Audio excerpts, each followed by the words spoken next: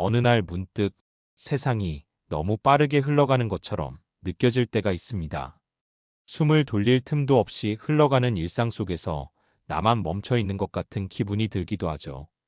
복잡하고 버겁고 때로는 이유 없이 지친 마음에 우리는 누구라도 무언가라도 기대고 싶어집니다. 그런 순간에 만약 당신 곁에 철학이라는 친구가 있다면 어떨까요? 삶이 무거울수록 우리는 더 깊은 질문을 마주하게 됩니다. 나는 누구인가? 왜 살아야 하는가? 지금 나는 괜찮은 걸까? 쇼펜하우어의 철학은 삶의 고통, 인간의 욕망, 위로에 대한 깊은 통찰을 담고 있어 현대인들에게 여전히 강한 울림을 줍니다. 쇼펜하우어가 전하는 7가지 메시지입니다. 첫 번째 메시지, 고통은 왜 우리를 따라다닐까? 왜일까요? 매일 아침 눈을 뜨면 우리는 다시 어제의 무게를 껴안은 채 하루를 시작합니다. 해야 할 일은 쌓이고 관계는 복잡해지고 열심히 살아가고 있지만 마음 어딘가엔 늘 말 못할 허전함이 남아 있습니다. 독일의 철학자 아서 쇼펜하우어는 말했습니다. 인간은 의지라는 본능에 의해 움직인다고요. 우리는 무언가를 원하고 그 욕망이 충족되지 않으면 고통을 느끼고 충족되더라도 오래가지 못하고 또 다른 갈망이 태어납니다.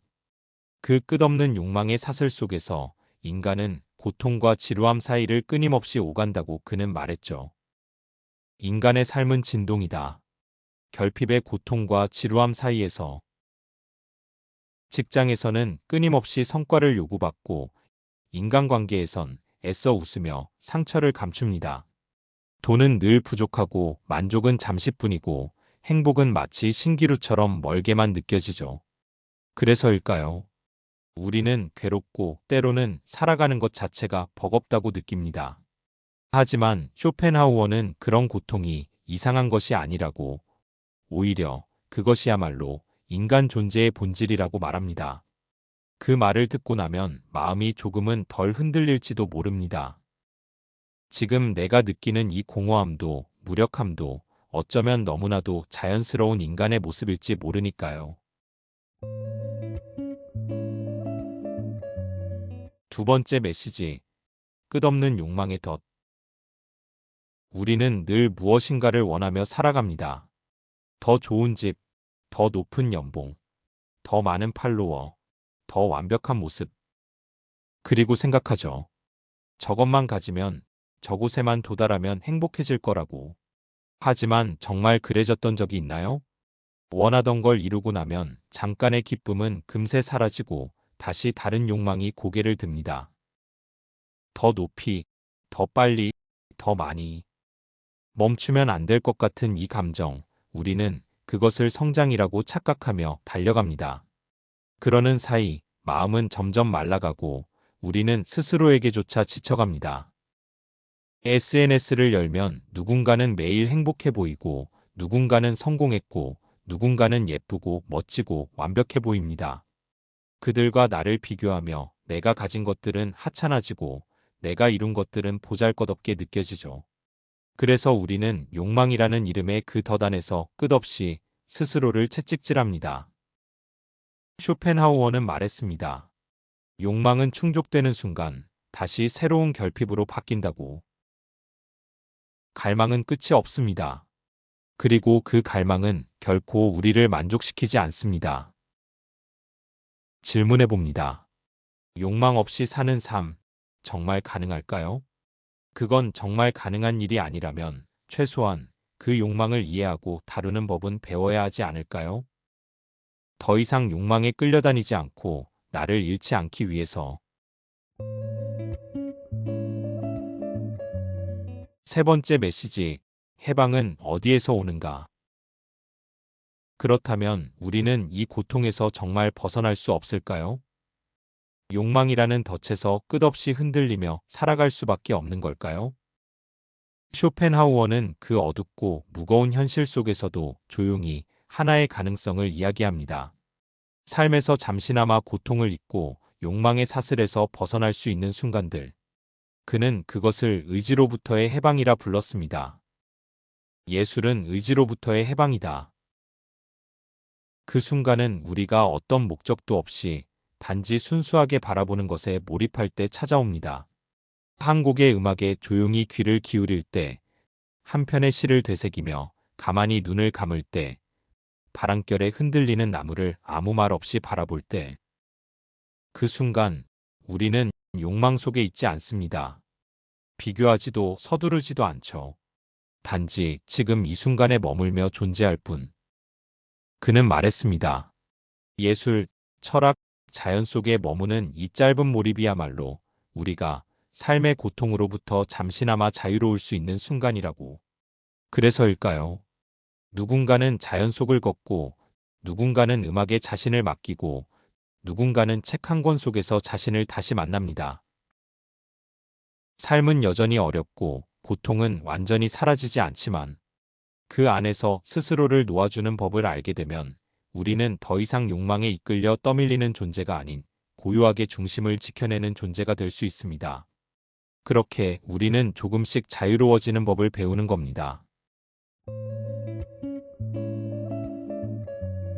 네 번째 메시지. 나는 누구인가? 지금의 나는 내가 진짜 원했던 모습일까요? 아니면 누군가가 기대한 모습에 나를 맞춰온 것일까요? 살아가다 보면 우리는 너무 자주 되어야 할 나를 생각합니다. 좋은 성과를 내야 하고 좋은 사람이어야 하며 좋은 이미지로 보여야 한다는 그 보이지 않는 기준 속에서 점점 진짜 나는 작아져 갑니다. 어쩌면 우리는 나 자신을 찾고 싶다면서도 동시에 끊임없이 누군가가 말하는 이상적인 나를 좇고 있었는지도 모릅니다. 쇼펜하우어는 말합니다. 인간은 스스로 의지의 주체라 착각하지만 사실은 그 의지의 도구일 뿐이라고. 인간은 자유로운 존재가 아니다. 그는 의지의 도구다.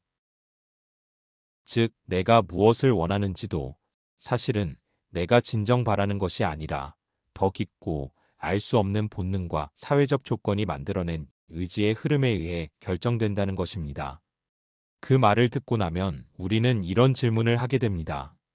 내가 지금 가고 있는 이 길은 정말 내가 선택한 걸까? 아니면 누군가의 기준 속에서 살아가며 나 자신을 잃은 건 아닐까?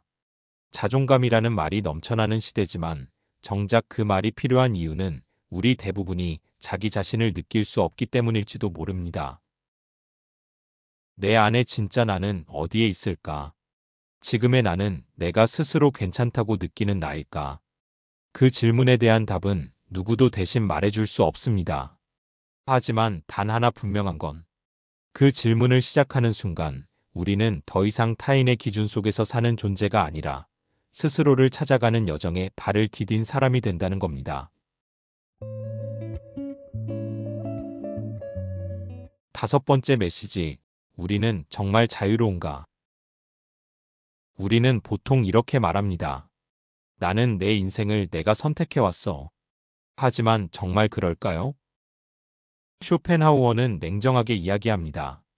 인간은 자유롭게 선택한다고 믿지만 사실은 의지라는 본능의 흐름 속에 휩쓸려 다닐 뿐이라고. 우리는 하고 싶은 것을 할 수 있지만 하고 싶은 것을 하고 싶어 할 수는 없다. 어떤 일을 선택하는 순간 우리는 마치 그게 내가 원한 것처럼 느끼지만 정말 그것은 내가 원한 것일까요? 아니면 어릴 때부터 반복된 습관, 사회가 만들어준 기대, 혹은 무의식 속 상처가 이끌고 있는 길은 아닐까요? 누군가는 상처를 피하려고, 누군가는 인정받기 위해, 또 누군가는 버림받지 않기 위해 선택이란 이름으로 길을 걸어왔습니다. 하지만 그 모든 선택이 과연 온전히 자유로웠던 걸까요? 우리는 너무 많은 보이지 않는 영향 속에서 살아갑니다. 사회는 끊임없이 말합니다. 이런 모습이 이상적이고, 이렇게 살아야 성공이며, 이걸 가져야 사랑받을 수 있다고. 그리고 우리는 그 말들 속에서 내가 좋아하는 것과 내가 좋아해야 한다고 믿는 것을 혼동하게 됩니다.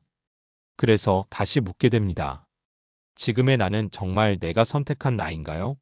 아니면 선택했다고 믿고 싶은 나일 뿐인가요? 이 질문은 불편합니다. 하지만 동시에 아주 중요한 시작이기도 합니다. 자유란 모든 조건에서 벗어나는 것이 아니라 내가 어떤 조건에 영향을 받고 있는지를 스스로 인식하는 데서부터 시작되니까요. 여섯 번째 메시지. 고통은 공통 언어다. 요즘 사람들은 잘 울지 않습니다. 힘들다는 말을 꺼내는 것도 어쩐지 약해 보이는 일처럼 느껴지죠. 괜찮은 척, 아무렇지 않은 척, 그런 척들 사이에서 우리는 점점 더 고립되어 갑니다. 세상은 자꾸 말합니다. 더 강해져야 하고, 더 나아져야 하고, 더 견뎌야 한다고. 그런데 쇼펜하우어는 전혀 다른 이야기를 들려줍니다. 그는 말했죠. 고통은 인간 존재의 본질이다. 고통은 이상한 일이 아닙니다. 실패도, 우울도, 외로움도 그 자체로 우리 인간됨의 일부라고. 그러니까 당신이 지금 느끼는 이 아픔은 결코 나만의 문제가 아닙니다. 사실은 누구나 겪고 있고 말은 하지 않지만 모두의 마음 어딘가에 같이 있는 것입니다. 철학이란 그런 고통의 언어를 알아보는 겁니다. 누군가의 침묵 속에서 같은 아픔을 느끼고 함께 묵묵히 걸어가는 거예요. 우리가 고통을 말할 수 있을 때 그 고통은 더 이상 혼자가 아닙니다. 공감이란 철학이 우리에게 남겨준 가장 아름다운 힘입니다. 우리 모두는 각자의 아픔을 안고 살아가는 존재들입니다. 그 사실을 알게 되었을 때 우리는 서로에게 조금 더 따뜻해질 수 있습니다.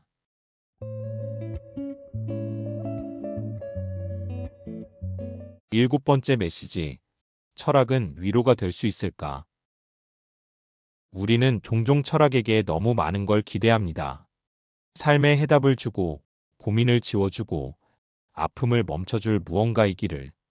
하지만 철학은 그렇게 작동하지 않습니다. 철학은 삶의 문제를 없애주지는 않지만 그 문제를 다르게 바라보게 해줍니다. 쇼펜하우어는 말합니다. 고통은 피할 수 없는 것이고 인간 존재의 일부라고. 그 말은 너무 냉정해 보여서 처음엔 위로처럼 들리지 않죠. 그런데 이상하게도 고통이 내가 잘못해서 생긴 것이 아니라 인간이라면 누구나 겪는 일이라고 받아들이게 되면 그 순간 우리는 고통의 모양을 조금 바꿔서 볼 수 있게 됩니다. 철학은 우리를 구하지 않습니다. 하지만 철학은 우리를 혼자 두지 않습니다. 그건 마치 폭풍 속에서 나에게 우산을 씌워주는 것이 아니라 같은 비를 맞으며 옆에 서주는 것과도 같습니다. 그렇게 철학은 해답이 되기보다 길을 함께 걷는 동반자가 됩니다. 질문을 멈추지 않고 괴로움의 바닥을 마주하면서도 자신을 더 깊이 이해해가는 그 여정 속에서 우리는 문득 살아야 할 이유가 아니라 살고 있는 이유를 깨닫게 됩니다. 철학은 우리 삶을 바꾸지 않습니다. 하지만 우리 시선을 바꿔줍니다. 그리고 때때로 그것만으로도 충분한 위로가 됩니다. 삶이 힘들 때 우리는 자주 외롭습니다. 누구에게도 말하지 못한 마음의 무게가 어느새 일상이 되고 그 일상 속에서 우리는 조금씩 지쳐갑니다. 그럴 때 철학은 정답을 주지는 않지만 질문을 함께 품어줍니다. 나는 누구인가? 왜 살아야 하는가? 어쩌면 너무 오래 묻지 않았던 질문들. 그 질문을 다시 꺼내는 순간 우리는 조금씩 나를 이해하게 됩니다. 삶은 완벽하지 않지만 이해할 수 있을 때 조금 덜 고통스럽습니다. 쇼펜하우어는 말했습니다. 고통은 삶의 본질이지만 그 고통을 어떻게 바라보느냐에 따라 우리는 완전히 다른 하루를 살 수 있다고. 철학은 거창한 학문이 아니라 당신 곁에 조용히 앉아 있는 작은 등불입니다. 당신의 고통에 침묵하지 않고 당신의 질문에 귀를 기울이며 그저 함께 있어주는 존재. 당신의 삶의 철학이 아주 작지만 분명한 빛이 되기를 바랍니다. 고통은 인간의 본질이다. 그러나 이해는 인간의 가능성이다. 시청해주셔서 정말 감사합니다.